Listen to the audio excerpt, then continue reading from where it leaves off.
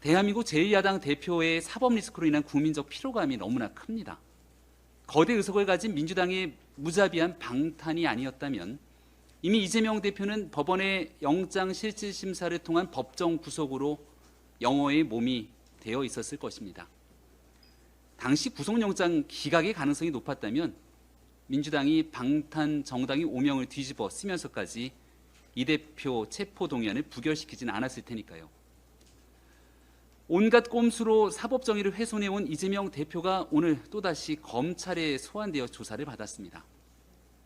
백현동 용도 변경 특혜를 둘러싼 수많은 의혹에는 입을 꾹 다문 채 정치검찰의 조작 수사라며 없는 죄를 뒤집어 씌웠다고 적반하장 성을 냅니다.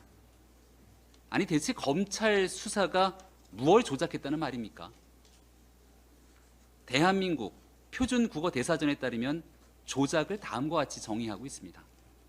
어떤 일을 사실인 듯이 꾸며 만듦, 진실이 아닌 거짓을 사실인 듯이 꾸며 만든다는 이 조작은 외려 이재명 대표의 삶을 통해서 입증된 것 아닙니까? 지난날 검사 사칭 사건으로 벌금형이 확정된 사건이 바로 가장 대표적인 조작 범죄의 예라 할 수 있지 않겠습니까? 그런데 이런 벌금형 확정이 된 범죄마저도 선거에 출마하면서 검사를 사칭하지 않았는데 누명을 썼다고 허위 사실을 사실인 듯이 뻔뻔하게 꾸며 만든 이가 바로 이재명 대표 아니든가요? 과거 이 대표가 돼지 눈에는 돼지만 보이고 부처 눈에는 부처만 보인다 이리 말한 적이 있었죠. 이 대표 스스로가 조작이 일상화된 삶을 살아왔으니 검찰의 수사도 조작으로 꾸며 만들려 하는 것은 아닙니까? 이 대표는 정치가 권력과의 욕망 수단이 아니라 국민과 나라를 위한 헌신이라야 한다고 이야기를 하기도 했습니다.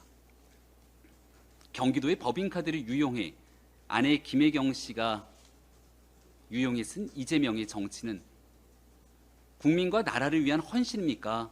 권력과의 욕망 수단이었던 겁니까? 하나를 보면 열을 한다고 그간 수도 없이 말을 바꿔온 이재명 대표이기에 오늘 소환 조사에서 구속영장이 청구되면 제발로 출석해서 심사를 받겠다는 말 또한 별로 신뢰가 가지 않습니다.